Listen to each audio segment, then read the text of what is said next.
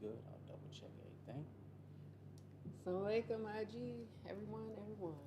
Assalamu alaikum, peace. It's Coach Fatimah. Assalamu alaikum. Peace. It's Coach Nazir. And we are two of the three founders of Outstanding Personal Relationships, as well as two of the three authors of the book, Let's Talk Polygamy Uncensored. There.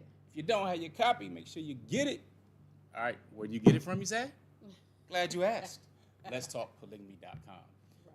With that being said, I'm gonna check this over here, and then you could let everybody know what we're gonna be talking about. All right, y'all. This is another topic that, man, oh man, this one keeps going and going and going. Remember, I told you I'd be back. So, with a new topic. So, this topic is traditional men want polygyny, but modern women do not. Okay, and we're gonna dive into it, and we'll have, two different perspectives out of the three in OPR. But we're gonna do the kind of a spin on the initial marriage, like get into the initial marriage perspective of that topic. Somebody got on me last night. It was like, oh, I don't want to share my husband and all this stuff. We're gonna go a little bit deeper. But does your husband want to be shared? Do we get to tell him that? Do we get to make the decision? So, traditional men want polygyny. We're going to get into a little history class with it. But modern women do not. Okay, so we're going to do some timeline. We're going to do some getting to the core conflict. Okay, and remember, just for those of you that might be new, make sure you put question marks in front of the questions once we reach that part of the discussion, okay? Because we want to do a little quick Q&A. Welcome, IG. I see y'all waving back at you. We want to do a little quick Q&A, and let's talk about it. Let's go there, okay? Indeed. So if you are watching again, looking at you right here, that's YouTube, and that's Facebook, that's IG. We see you. Yeah, she covered pretty much everything. My point, I was just gonna say, I'm looking at the chat like over here and trying to navigate behind the scenes while in front of the camera. Mm-hmm. So yeah, but again, I'm Coach Nazir. And I'm Coach Fatimah, one of two of his wives. Right, I practice polygyny, they don't. And for those who don't know, we may be using the words polygamy and polygyny interchangeably. Mm-hmm. And for a quick education lesson, we know how to pronounce it. We actually do. Polygamy simply means a spouse married to multiple spouses. As you notice, that's genderless. However, you usually associate that with a man with multiple wives because that historically has been the form of polygamy that is the most common and the most well-known. Hence, it's synonymous with the word polygyny. Now, polygyny specifically means a husband who is married to multiple wives. Now, there is another branch that falls under polygamy, which is called polyandry. That's where a wife has multiple husbands. And since that has not been successful, that's why most people never heard of it. So just to let you know, we know what it is, and we will use it interchangeably as we're speaking. So yes, I am married to Coach Fatimah and Coach Nyla. Of course, we educate, equip, and empower people on outstanding personal relationships, which is our brand. Did we want to get out in front of the camera and talk about polygyny and all that stuff first? No, not at all. The most successful people that practice it tend to be quiet, laid back behind the scenes, if you will. So, but we had to make a choice because it took several years for us to really get it right, really more me really getting it right than anything. So we had to decide, look, are we going to just go ahead and keep quiet about it since we made it to this nice space, or are we going to go ahead and empower people and kind of be the change we wanted to see in the world that we wish was out there to begin with? So we decided, all right, let's go ahead and do the latter. There's more blessings and barakah in it that way. And here we are. Yeah. So we're going to get right into the topic at hand. Now, Coach Nazir and I were having a discussion. Coach Nyla and I talk all the time about different topics: marriage, parenthood, co-parenthood as co-wives. And one of the topics that came up was traditional marriages, traditional men, and traditional women. And one of the questions that I had to think about that. I said, do people really know what a traditional man and a traditional woman look like? Or do we think we know? So since I have a traditional man sitting to my right, it's very important for us women to listen to the perspective of men as they're living their lives. Because sometimes we think we're in there living your life with you because we're married to you. And that is quite the contrary. I'm absolutely not living Coach Nazir's life. I don't want to live his life because I say that I'm not, with all jokes aside, but I say that because the responsibility is so heavy and I'm not equipped and I don't have the gender to do so. And that's what I said. And that's what I mean. And it's not my duty. I can't imagine how it feels. So I ask questions. And again, I pointed you all to our YouTube channel where Coach Nyla goes over a lot of this content, speaking on being in polygyny and how to practice it for the best results. Sometimes we practice it for the worst case scenario, and then we want the best results.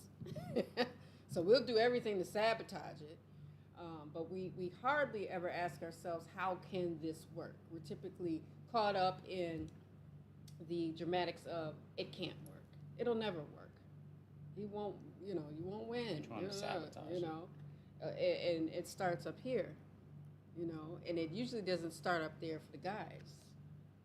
It starts up there for the women because they've kind of got on us about, oh, you guys, you don't empower women. Let me tell you real quick, the women are the ones complaining about polygyny. They're upset. We understand. However, the complaints are not coming from the men unless it is about certain really terrible behaviors that are happening with their wives. They're concerned about that because they want their marriages to work. They don't get in polygyny to get divorced. Because then what? They're going to be back in monogamy. Math ain't math. And I don't know too many men that I've come across that said they really want to screw up their marriage. They don't want it to work. They want to hurt their wife. They want to hurt their children. I don't know too many that lead with that nor have that as a desire. So let's get into really quickly, what do traditional men look like from the perspective of a man that is living has been in monogamy, in polygyny, and remember, guys, I don't practice polygyny, so I'm monogamously married to Coach Nazir. Coach Nyla is monogamously married to him, but he practices polygyny. Okay, I'm going to repeat that because that's important. Because Coach Nyla and I have been accused of being married to each other, and we're telling you that is not the case. Never has been, never will be. All right?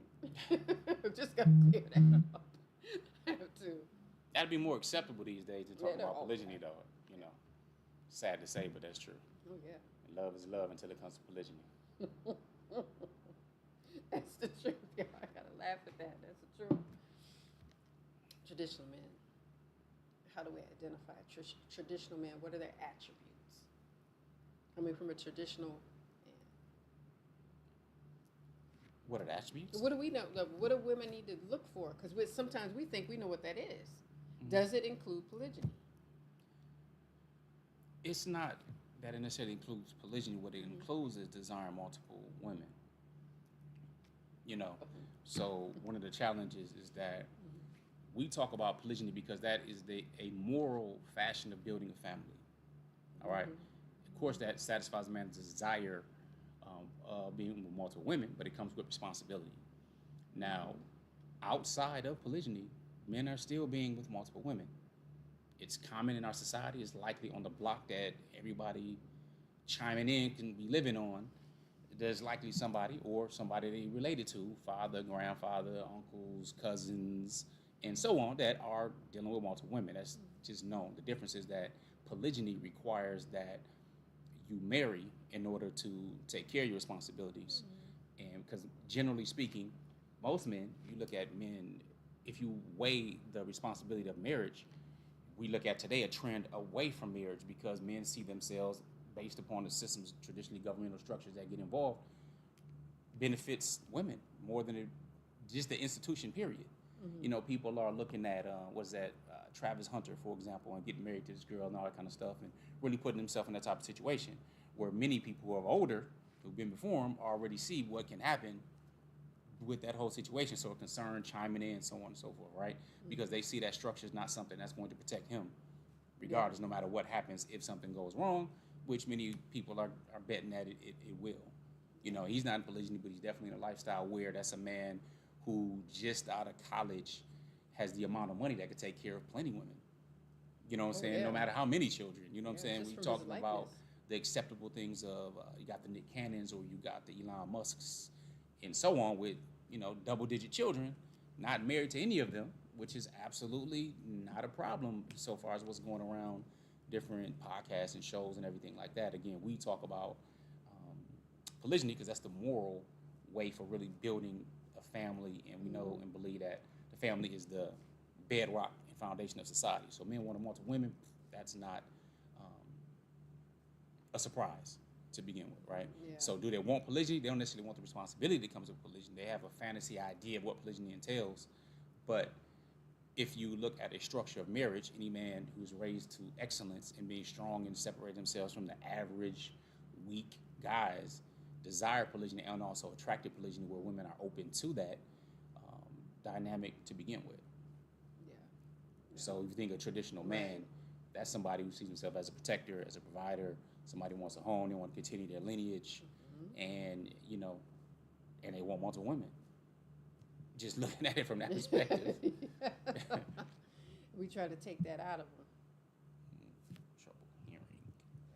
All right, if you do have an issue hearing or something, throw like an ear emoji or something like that. Let us know how our audio is. We have a different setup that we're working with right now. So if there is an audio problem, please let me know, and I will work to adjust it on my end. That's Facebook and YouTube I'm talking to, since somebody mentioned that there's maybe having a little bit of issues hearing us. Yeah. Let's see. Anyway. I don't know. IG, you can chime in on that as well. But yeah, I wanted to bring that topic up because a lot of women don't know, or they think they know what a traditional man is, and they may think that a traditional man is absolutely pure and in his heart monogamous. Like, that's it. So once he marries you, it's over. It's a wrap. And I've noticed that, and I've participated in early on when I first got married. I'm like, oh no, that's good. I'm like, hey, we Muslim, that's part of Islam. However, I don't have to deal with that at all. Not gonna deal with that at all. And I had to be careful about the circles I was in because I had certain circles of women that I was in that was saying, oh, that's for, you know, olden times exactly. and war and death and destruction and disease. You don't have to worry about it. And I'm thinking, I don't know about that. And then I was also thinking, I'm not bringing it up. I absolutely won't bring it up because, you know, we can kind of act like or pretend that we don't know what the deal is. Last time I checked, I wasn't the epitome of gorgeousness. It wasn't just encapsulated in me, which meant you just looked at me. 30 years. That's it. Nothing else. Nobody else. And I said to myself, I said, who do I think I am? And who do people think I am? Because I've been around men my whole life in my family, whether it was uncles, my grandfather, my dad, dad's friends, and they looked at beautiful women. They all did. Not just their wives. Woo! Not just their wives. And so, but then I get over to my marriage and go, no. My husband won't be like that. He's Muslim. This is the thing.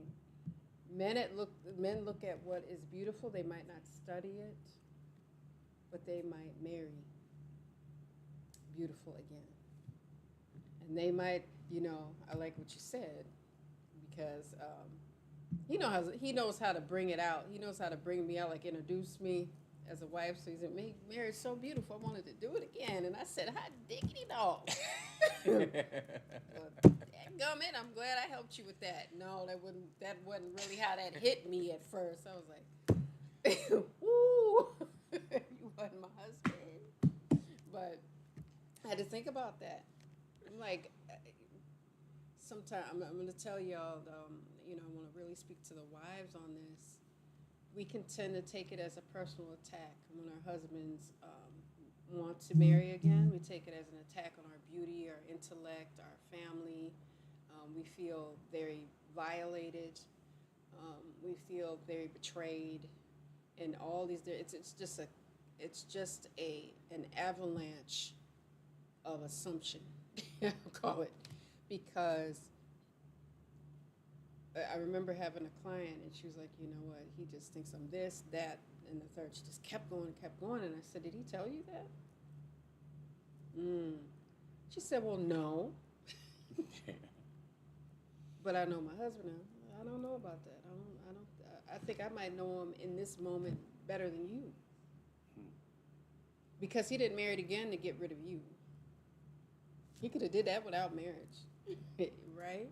So a lot of things we put in our heads about our traditional husbands, one of the things that we do is say that he can only be attracted to me and he only will have eyes for me, and then we bond ourselves in a very unhealthy way to our husbands, to the point where they don't have space to grow and desire more. And that could be more wives, and through that vessel can come more children. And we don't want to think about that, because then you start thinking about what people have to do to have kids, right? You know, they get a little bit more than excited.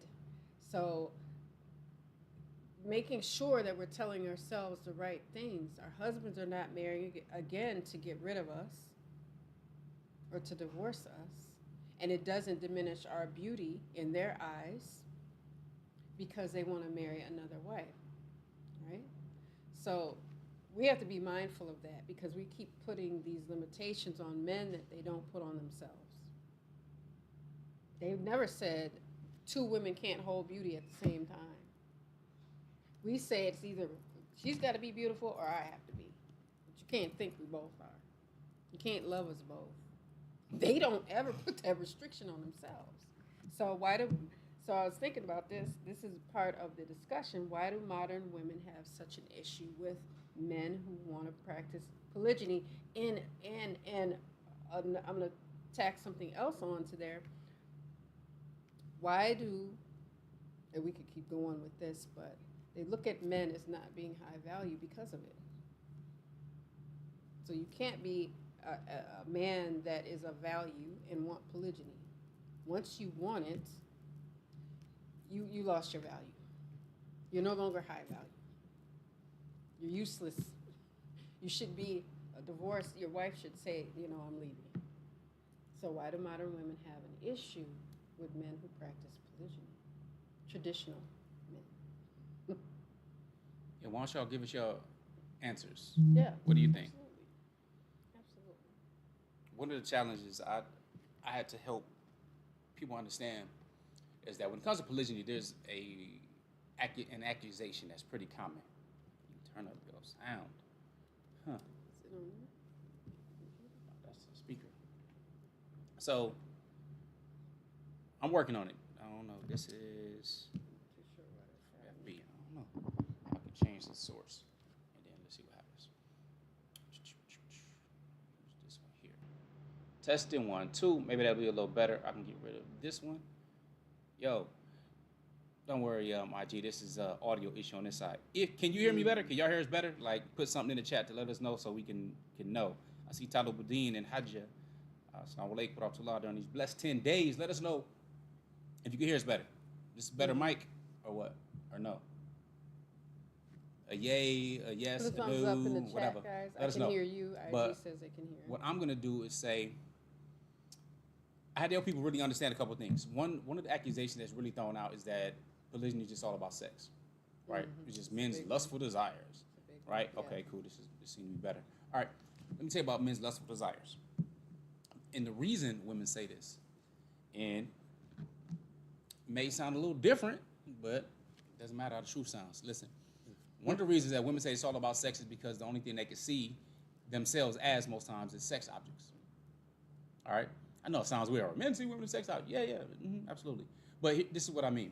When you are in a society that, first of all, things are sold and advertised and so over-sexualized, it's ridiculous. But this is what I mean. in particular. They see themselves as sexual objects because when they talk about polygyny, there's this knee-jerk reaction. One of the dumbest responses ever is, why can I have multiple husbands? First of all, marriage is a whole lot more than sex. But when you only think it's sex, that's what you would say. All right? Because what woman in her right mind actually wants multiple husbands? You're not thinking of that. You're thinking of multiple servants or people that can do for you. You don't need a husband for that. See, because for a husband, traditionally speaking, I'm enough to deal with. What I mean by that is, I have a wife that cooks. Like, I can smell food. I'm fasting today and stuff like that and everything. So I can smell food. She makes the house, like, beautiful and peaceful and all those types of stuff, right? How's she gonna do that for 4 men? Or two men? And have you ever seen men? Like, sports is literally a softened up way of war. All right? So that's why people get so excited. Like, if you literally watch American football, for example, it increases your levels of testosterone in men, right? So you get excited, your team goes, you throw, and a woman can be in a totally different room, man gets up, shouts, she gets nervous and scared from this, and this is a man, though, right? Have you seen men fighting? Have you ever seen that? You ever seen them brawling or disagreeing? What kind of man, first of all, is going to be dealing and gambling and putting that in play with his own legacy and his children? First of all. All right? So, no, you don't want multiple husbands. You can't even take care of multiple husbands. That's stupid. That's just a knee-jerk, immature reaction to say you want to compete with men because women these days are competing with men. Sad to say, but it is what it is. I don't see men like, yo, oh, look at this woman's only sport. Only if we could play that sport, let's do that. Nope, I ain't seen that yet. That's not that one is better than the other, just we're absolutely different. We're not the same. All right? Secondly, when you talk about biologically speaking, now you have, talking about this situation with multiple husbands. So you're telling me it's absolutely okay for you as a man to be with this one woman who has other men, or another man, at least one other man, in polyandry.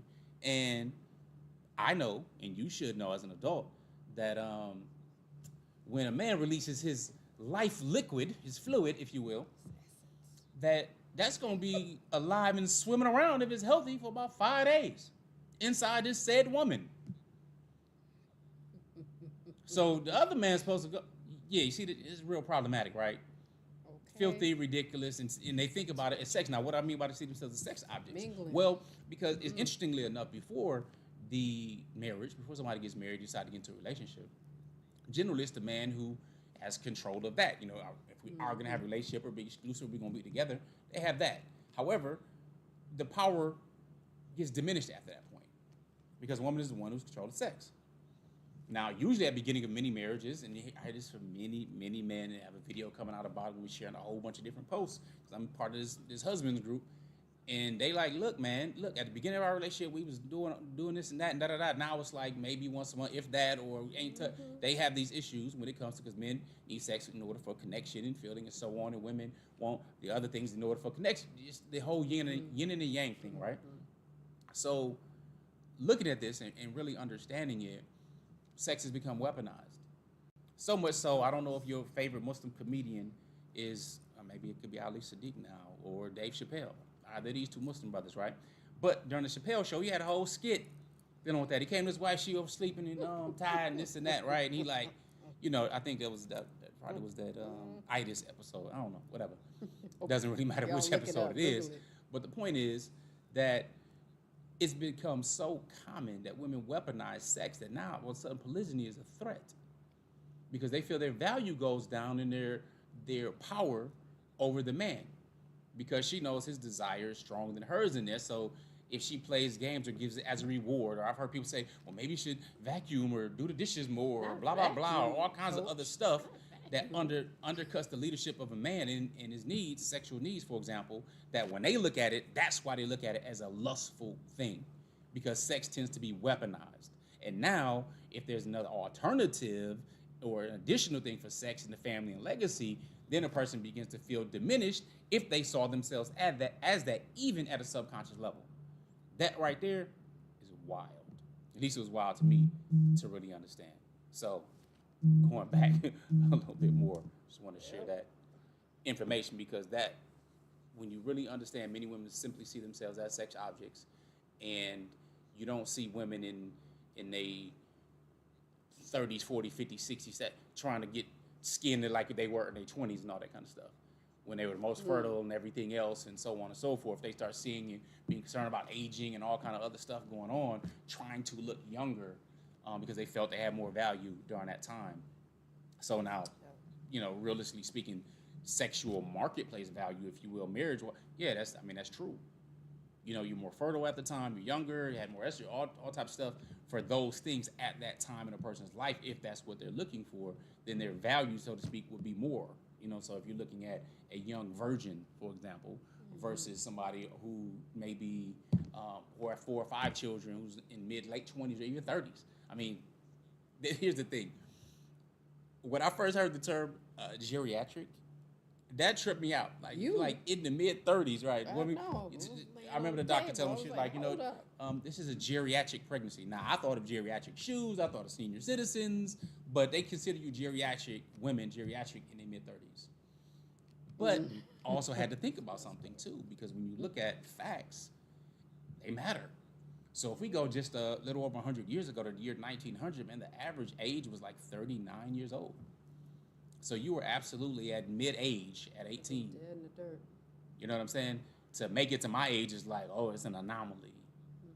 The world totally has changed when it comes to lifespan. So now it makes more sense when my great-grandparents were married as early teenagers in Puerto Rico, for example. But I was like, what? What you mean? Geriatric at 35. At 35 or 36, one of those. Either way, geriatric. So yeah, just understand that. Men need to understand that because women weaponize many times and they see themselves as those objects, but we also have to recognize that so that we can deal with it and approach it in the right way, because they'll see it this way whether they can articulate it or not, because now this other person poses a threat and they feel, this person's leaving me, or I'm not good, or I'm old news, and yada, yada, yada, versus actually understanding you're just different as a man. And if you are an exceptional man, then you should be striving to practice polygyny, even if you don't necessarily want to take on those extra responsibilities, because families need more strong, positive male leaders in society. Otherwise, you get what we have today. I like that you brought that up, Coach Nazir. There's something that I thought about as we transition and talk a little bit further about that. There's a provider dilemma. The provider dilemma is that if a man funds your lifestyle, should he get to set the terms, especially when it comes to having more wives? So if we say my body, my choice, should he be able to say my money, my choice? Right? Right? We like to throw out my body, my choice. You can't tell me what to do. But the provider, so last night, great example. This one brother was saying, and it's on YouTube, y'all, not by any means putting his business in the streets. He was just, reaching out, and I thank him for that, because that's not easy to do. He said, I've been waiting about 8 years to practice polygyny because I'm considering my wife's feelings. So, and my question to him was, you want to wait 8 more, 8 months, 8 seconds, 8 days, You're going to be here in 8 years, That's a choice that he would have to make for himself as the provider. Because, see, we want to look at our husbands sometimes, listen, we've said it time and time again in our content, and we're not running from it, that some men, many men, are not qualified to practice polygyny. All men aren't straight heterosexual men. All men don't want to do it. They don't want to take on that responsibility that you mentioned. They can decide that for themselves, the responsibility. They can say, no, it's too much. I'm not ready yet. But by no means, and I mentioned this last night, do we get to say to them, well, you're not ready, and this is not a good choice for us. Because will we ever say it's a good choice for us? Now, let me just say this really quickly. As women, we want to attach something being wrong with us to the reason behind why our husbands practice polygyny. You could be the best wife in the world. You can give it up whenever he wants it. And we all know what it is. We know what it is. We all grown here. You can keep the cleanest, most beautiful house. You keep that belly full. And I won't continue. the statement. And yes, I let Coach Nyla say the rest. You keep the belly full and the what? Balls empty. Empty. Right? No. So, right? But he could still want polygyny. You could be the most submissive wife. And your husband could still, because women will say, I did everything right. I don't deny him. The house is clean. I look good every time he looks at me. I'm in shape. And he still wants to practice polygyny. But then we'll get over here and we'll start counting coins. And then we'll add on, well, you're not able to do it. And then you talked about the measurables. You brought that up last night. But that part where there's a provider dilemma where the husband can say, my money, my choice. My life, my choice. Right? He could do that. So, I mean, Coach Nazir has done many videos about this. However, we can speak on it right now, too.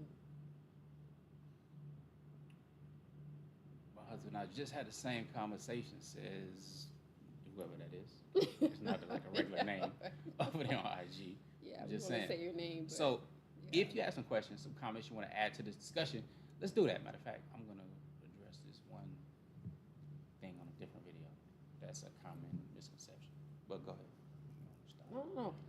My money, my choice. So, the husband, the provider, should be the one to decide whether he's capable financially of handling more than one wife. And I've said this before. My grandpa used to walk around all the time and say, don't count man's money. Say that all the time. And I was like, what is he talking about? I know what he's talking about now. He's been gone 30 years. But I know what he's talking about now. It's the not assuming so you don't make an ass out of you. You know what I mean? And he was teaching me these lessons for a reason, so I didn't get hemmed up and get married and go, well, you can't do this, and you can't do that, and you can't do the third. What was that? My grandma was hilarious. Both my grandparents and my parents are hilarious, but I guess that's where I get it from. Counting my grandpa's money, I remember where we're from in the upper Midwest, there's a beautiful street called Lakeshore Drive. It's right next to Lake Michigan. And my grandmother kept going on. She said, we could have had a house there, but your grandpa didn't want it. And I said, why not? She said, because he said he'd get drunk and go off in the ditch. I said, that's why we don't live on Lakeshore Drive? She said, yep, that's it. It wasn't because he didn't have the money to do it. But because he was like, no, I'll be in party, then I kill myself going off in the ditch. But anybody else would have looked at him at his age and being black and went, he can't afford it. That's why he ain't over there. Oh, he decided not to. So can the provider say, my money, my choice? You know, or should the wife say, we can't do this right now because it will harm us financially? Yeah, that's usually an excuse anyway. Usually excuse anyway. That's not, they don't care. Look, I know doctors, I know people, multimillionaires, investors, entrepreneurs. Mm-hmm. They got the money. Ain't no question. See? Not the courage. You know what I'm saying? They might have, side pieces, other people on the side, things like that too. You know what I'm saying? Pursuing the same thing in an immoral fashion, and it's not even that their wife doesn't know about it. It's like when the Kevin Hart wife said, she was like, look, don't embarrass me. She sure did. She know the game. She knew the game, all of them.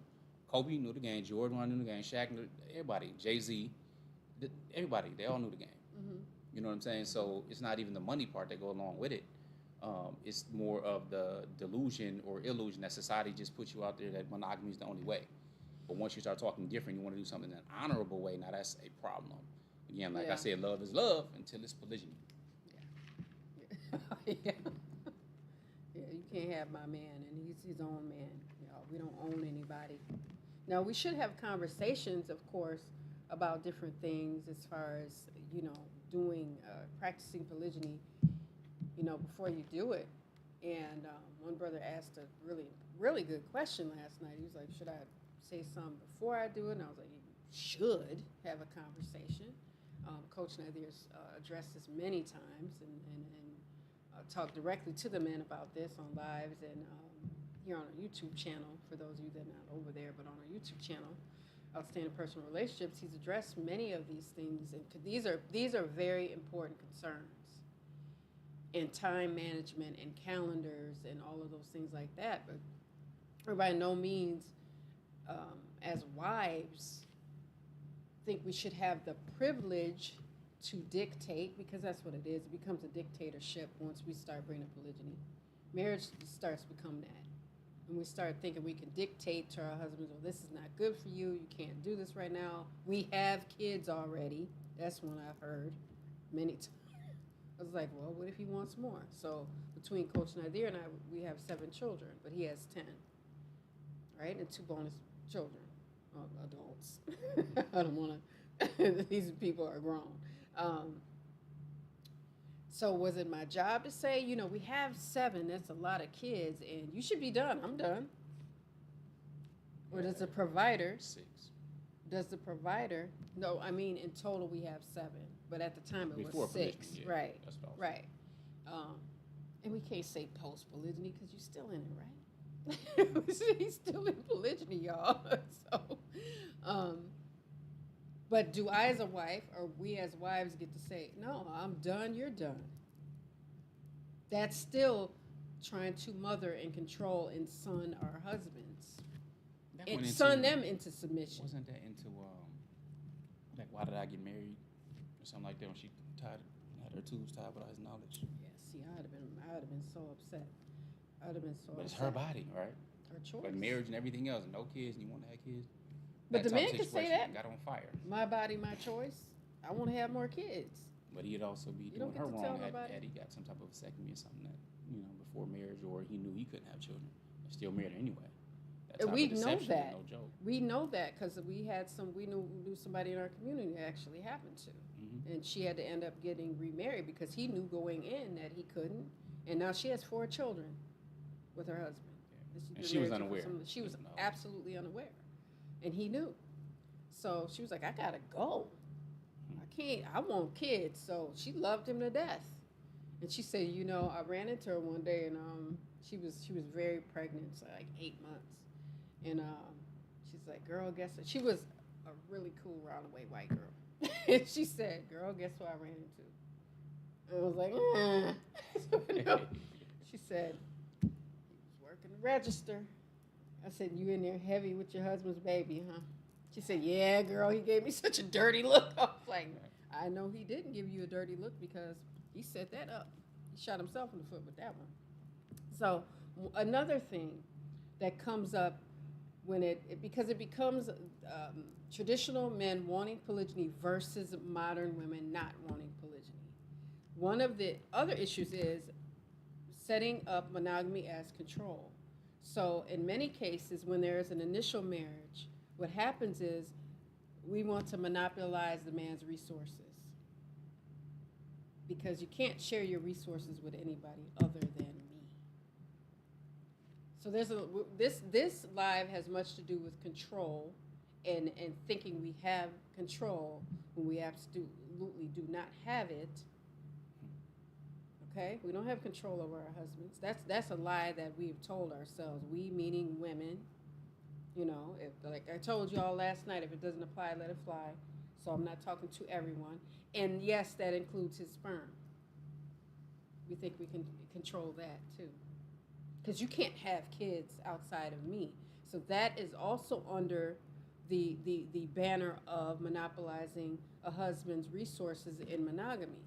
Because if we monopolize them, then he can't share them with another wife because then we won't lose. But the man is thinking you won't be at a loss. That's not why I'm doing this, to put you in a position of a loser.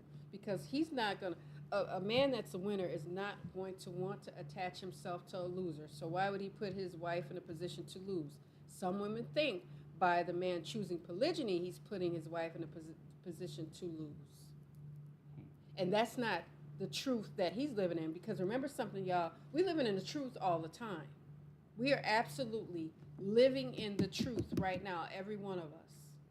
Now, whether you decide to acknowledge that or not, is on you. I'll give an example. Polygyny is cute and all, but that's not what we're doing. And the husband's going, that might be the lie you're telling yourself, but that's not what I'm saying to me. We're living in the truth. So just because I don't think he's going to or wants to practice polygyny, that is what I've told myself. He's living in the truth and knowing that I didn't tell you that. And if I did tell you that, I have now changed my mind. 15 years down or 5 years down the road or whatever the case may be. We're always living in the truth. Some people, I know brothers who didn't have the means, of course, at the beginning of their marriage and stuff like that. And then as they grew and everything else, got more money and stuff like that, then, when she tells them, no, I don't want another, because he have enough money. So what's the point to get into an argument and somebody feeling insecure? He have enough money. So, of course, his wants was just to, not to get into an argument and all that kind of stuff and just, say nah until that time came and then had a discussion about it and became a little different.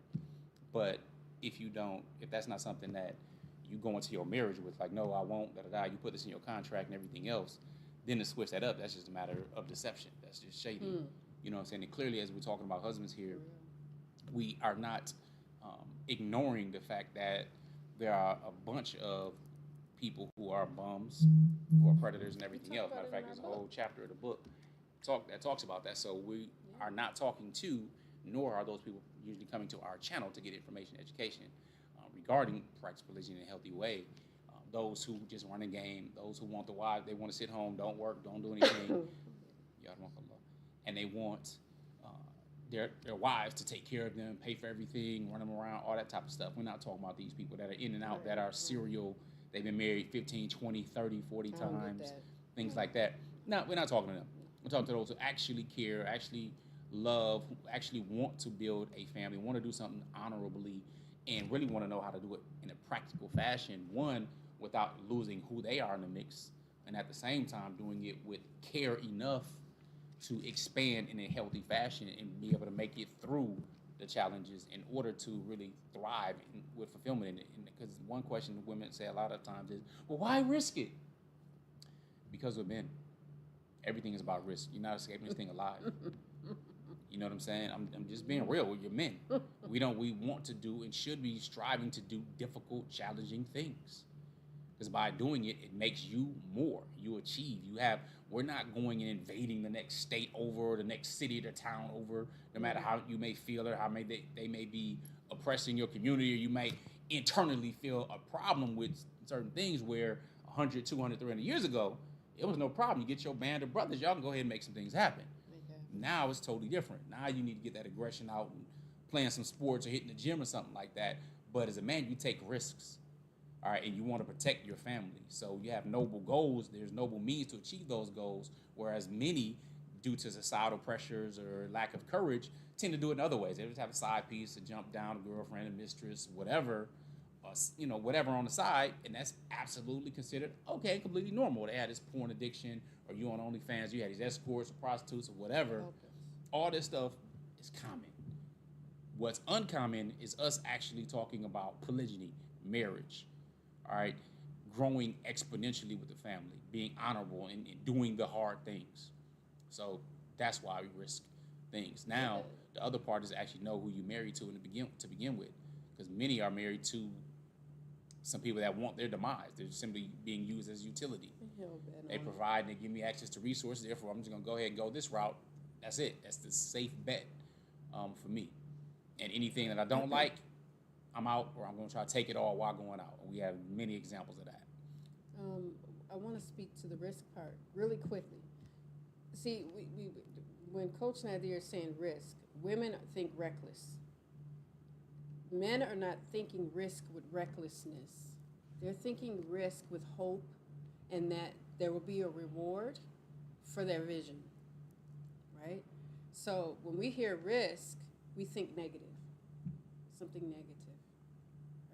Although it's risky, they're not throwing their family on the crap table hoping they don't crap out, right? And they don't end up divorced. They're scared too. And men typically don't come to us and go, I'm so scared. They don't typically talk like that. The person from last night, waiting 8 years. That brother was warm, though. He had exclamation points. He wasn't playing. Because resentment done set in now. And we talked about resentment. You know Yes, absolutely. And we talked about resentment. One of the things that is challenging in this realm is we think we're all good as women, but we get surprised when we're not submissive and our husband doesn't want to stay exclusive. Okay? He doesn't want to be exclusively married to us. He wants to be married to us, and then he wants to have another wife as well. And another polygyny trap that we kind of put ourselves in and create is that we want to know why so badly. Why? And your husband might tell you, because I want to. And that might be for him a complete sentence. He might not have all this why I want to, because he's not looking at it that way. He's not going to ever look at polygyny through the eyes of a woman. He might understand how women feel to a certain degree because they're sharing it, and he's seeing hurt, he's seeing tears, he's seeing reactions. However, he's not going to look at polygyny through your lens ever. And he doesn't want to. He doesn't want to. And that's okay. Because he can't, we want him to fit into our world of women. And they don't. That's like putting a square in something that is the shape of a circle. It's not going to go in there. So trying to beat it into them or shut them down or don't talk to me about it and all this stuff like that can breed resentment. But then don't be surprised when you're met with it. They might not say, I resent you. No. You just look up and there's a disconnection because of it. So I've been asked this before, can a woman be traditional if she denies her husband the right to have multiple wives? Traditional men want multiple wives. So how can you be traditional and then say no to this over here? That is a traditional practice. Monogamy. I don't know if everybody knows that. I didn't know that. I had to learn that. So this is something that men have been doing for centuries and centuries and centuries. This is not anything new. This is old. Monogamy is newer. It just is. Now, two things though. I do want to say, polygyny in and of itself is usually talked about as being a right. What we mean is a man has that option. All right, because marriage is not even a right. It's a contract between two people. Mm-hmm. All right, so a man has that option. Yep, that option is there for him. Now, is that a right? No, not necessarily. Just like marriage isn't. So, just to be clear with that. But just to also talk, Maria asked a question. She says, when a husband still wants to be under one roof with the other wife, how to deal with that? It would be complicated for her. First, I don't encourage that at all. Generally speaking, I know that any man should really know that a woman really wants her own space. All right, to really have a queen and multiple queens in one house, unless that's an extremely large house with wings and stuff in it, is going to be challenging. They have their own style, space. They want stuff in the kitchen, things their way, so on and so forth.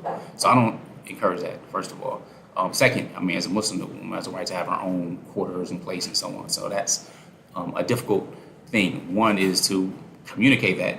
So y'all really need to communicating from the beginning. For example, I did a video not long ago. Maybe some of you saw it, maybe you didn't. It's dealing with permission, saying permission isn't over something. I don't remember what it's called.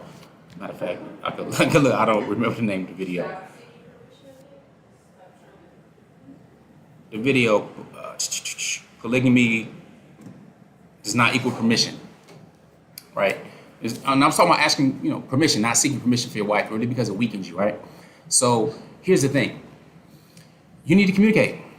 like there was Anissa 2007, and I'm gonna be responding to her in the comments and stuff like that. She went on this big old rant about no man doesn't have to seek permission, but then went on this big old rant about how what I'm talking about here is not right, not talking to not really understanding the distinction, or possibly just not having discernment, understanding. Seeking permission does not mean not communicating, because clearly if you're going to practice religion, you have that intention. It's important that you have the discussion, even if you do not intend to practice it or you're not even ready. All right, if you didn't do it before marriage, do it now. You know, say, hey, you know, I came across this, saw this video on YouTube, popped up on my feed. I don't know how, but what do you think about this crazy couple that's talking about such and such? Sit back and see. Blame it on us. All right, we won't take it personally. But the point is that not seeking permission does not mean not communicating about it. All right, that's the best practice to do in advance, to really see, again, one, where you stand on things, because polygyny involves different dynamics that won't be tested until you're in it. You know, you can read all the books you want to read, watch all the videos you want to watch about how to swim, but you're not going to understand it until you get up in that water. All right, and you could be in water that you can stand up in, but still, once it come around your neck and it's around your mouth, and you going a little bit lower, you standing like you're not going to learn until you really get up in it. Just like riding a bike or anything that's real similar. Similarly, you can be preparing your leadership skills and many things, but not until you really get to this crux of polygyny will you really deeply understand it. But the great part is you can have tools that can help you have the conversation better, different scripts or whatnot, really evaluate yourself there. So going back to the original point is that having people all under one roof, maybe that could work with somebody who doesn't have any children or something like that, and they're close and they're friends and so on, but I haven't really seen that work out well. All right, so we don't encourage that, but you still need to communicate who you are, you know what I'm saying, what you want, what you're expecting, because these expressed expectations can kill a relationship more than anything else, whether that's polygyny or otherwise. So you have these expectations that are unmet because you never expressed them. Then don't be surprised something happens that goes against the way, because people aren't mind readers. So let's just be sure that we open up those lines of communication and being approachable in order to do it without making demands and trying to put all kind of barriers in the way to a discussion with somebody that you care and that you love to begin with. And also see Dope Law in the building. Like, Muslim, man. Good to see you, bro. Guest appearance. But again, if you have some questions, some comments, some concerns or whatnot, we're going to wrap this up shortly. Preferably got some good stuff, but if you do put some question marks in front of your question, we will recognize it, we will address it if we can. And you might be asking, where can I get the book? Let's Talk Polygamy Uncensored at letstalkpolygamy.com. Or if you want to see, like you're not involved in polygyny right now, but you want to see where you stand on it, we also put together a very thorough polygamy readiness assessment on our website. So you can go there, take it for free, outstandingpersonalrelationships.com. So we can do that. There's a last part of our lab before we go off into our questions. There's a single woman crisis. So with more single women than ever, shouldn't polygyny be an option? You know, we're going to say yes. We talk about that often because what is happening with feminism, and a lot of women have spoken about this, is it has left many women that are independent lonely. And look at Vivica Fox. She's like, I'll do anything to be with a husband. But wouldn't a shared husband solve it? Right? And we don't want to say, you know, that it would, but it will. And this is something that women, whether they want to admit it or not, will ultimately seek out. They're already doing it. They're creating. I mean, it's going to be astronomical numbers. Like, they're seeking it out now. However, it is going to be more of a norm than people want to be accepting of right now, currently. So we have a bunch of women that are single that do want to be in a marriage, and they'll go, there's no available men. There are, but they just happen to be married, right? So, it's funny because I said those lonely yet empowered women are not going to be in your house at night to greet you and keep you company. So it's basically this tribe saying, let's get together, let's be empowered, forget the men, And they all gonna be in the house by themselves. So I said, okay, you're telling women, let's lead this lonely life together as a unit online, and let all these men that are good, not I'm not saying that there's just this massive abundance of really great men just outside in front of the house, right? You got to find them, just like good men got to find good women. But if we're in the wrong circles and we're around a bunch of women that are saying, forget the men, we don't need them, and I take care of myself. Nobody says you can't I take care of myself every day. Every day. But that doesn't mean I don't need a husband. I had a friend of mine who was a single mother who got married, got divorced, and then she got married again, and she had 4 children who are all adults now with her husband. This is a Muslim family. She taught me something about single motherhood. And she said, well, Fatimah, you've never had to do that before. And she finished it with, this was year 1 in polygyny for Coach Nazir. So I was like, I don't get it. And she was like, because you never had to do it. She said, at the end of the day, we just want a family too. She said, but you've always had him, so you don't know what it's like to come home and be by yourself with your children. And she had done that. Her story is very similar to Coach Nyla's story. So she knew she could speak on it to me. And I would listen to her. And I never thought of it the way she explained it to me, but she was right. So when we go, well, you better find your own man. Where is abundance of good dudes at? Right. Drop their location. Right. See, that's the other part too, is that when we're speaking to you, we're not only talking to you as, or speaking with you as our, what's the word? It ain't colleagues, because they ain't got no jobs. That's not going to work. Not speaking to you as cohorts and acquaintances, associates, and whatnot like that. Peers, that's the word I'm looking for. Take it for long to get peers. Guess because I'm thinking about breaking this fast. We're speaking to you not only as peers. All right, we're speaking to you also as parents. Yeah. All right. So I'm well aware that I have daughters that watch the YouTube channel. One helps edit our YouTube stuff. I have sons that are looking at getting married and stuff like that as well. So we have them equipped properly. So when she's talking about an abundance of good men, I'm looking for some good men to marry my good daughters. It ain't easy. They got it rough. Got it way rougher than the men have it. You know what I'm saying? So, what? How many daughters you got? How many are married? Yeah, I'm responsible for 5 girls. I have 4 biological daughters, 1 bonus daughter, so that's 5 daughters. 2 are married already, y'all. 2 of them already married. So. 3 of them are looking to get married, and they want their future husband to be qualified enough to practice polygyny. Right. All right? It's not easy because they're young. So anyway, the point is, where's this plethora of good men at? I don't know. Networking, we know people and stuff like that. So they have it difficult. But again, I'm coming to you also, not speaking as a peer, but also as a father. So it's not some situation where it's like, oh, he doing this and doing that. He trying to do it. Nah, so my children are listening to this. We decided that with OPR, without interpersonal relationships, we are actually living in the time, the first time ever, so far as we know, in human history that we know, we have technologies that our great-great-great-grandchildren, should they last that long, this planet lasts that long, will be able to see and know who we are, what we look like, and all that kind of stuff before even some of these grays and stuff popped up, where we don't have that option. You know what I'm saying? When I was younger, we didn't have cameras where you can see the image and stuff already. Right away, you had bad pictures. It was just a wrap. You had to go pay for them things to get developed and then get them and be like, oh man, this is just messed up. It is what it is. But now, so we had the intention to go ahead and make some information when it comes to relationships and marriage and so on and so forth to really empower our descendants and our children. So we know what we're talking about. We're not just talking as peers, we also talking as parents. So that means, I'm not being an asshole, just like, oh, you said this, do that, you don't respect women. I'm a father of 5 women. Somebody had the audacity to say, I thought you were about empowering women, so why don't you also put out about polyamory?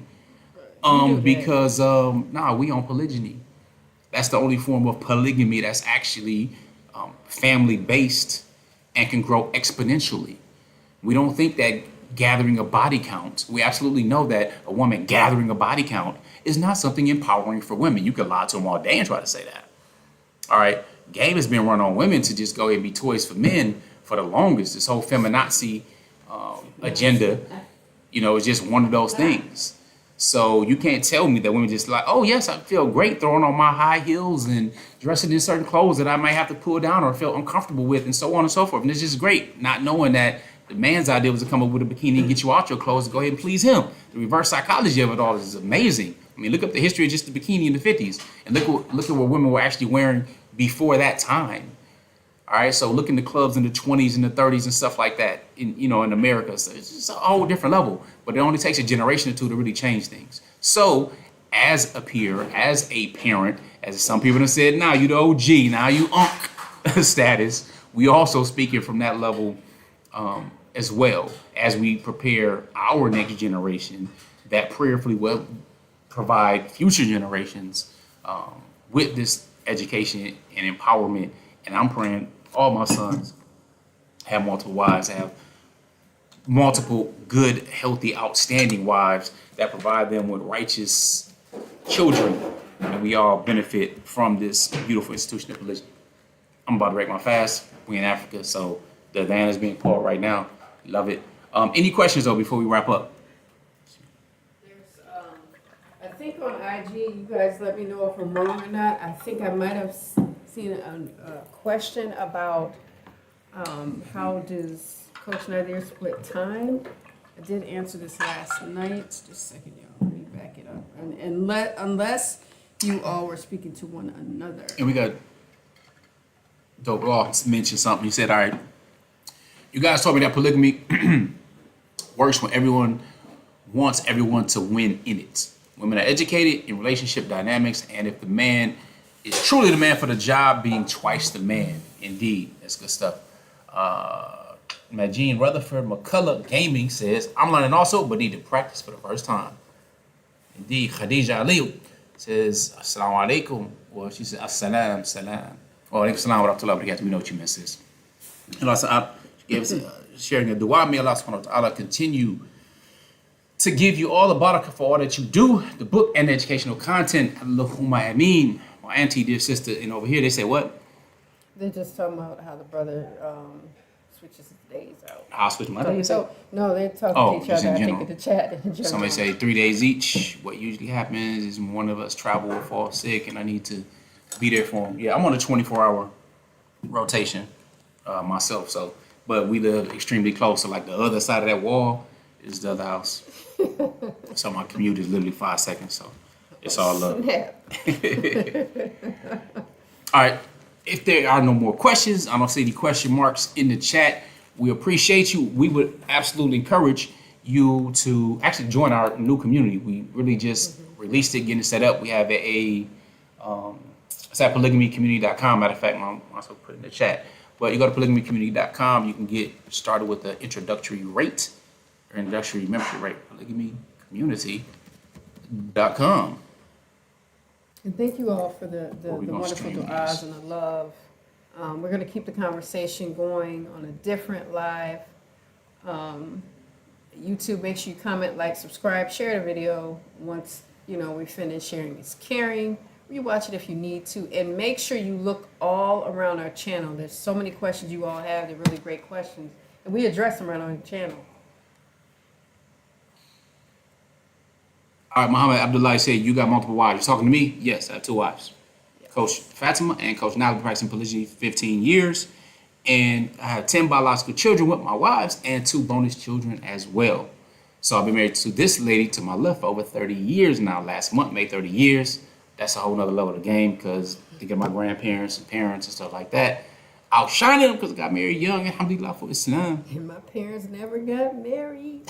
Shout out to them. So, we're grateful indeed, and definitely we blessed and highly favored, alhamdulillah. All right, y'all. It's time for me to get ready to pray and get ready to eat. So, yeah, that's a wrap. Appreciate y'all being here. Remember, wish changing nothing but a decision changes everything. And if you're serious about polygyny, make sure you dig into the resources we have at outstandingpersonalrelationships.com. And All right, make y'all. sure You're growing intentionally, loving fearlessly, and connecting on a higher level every single day. Yay. Shalom alaikum, y'all. Peace. All right, IG.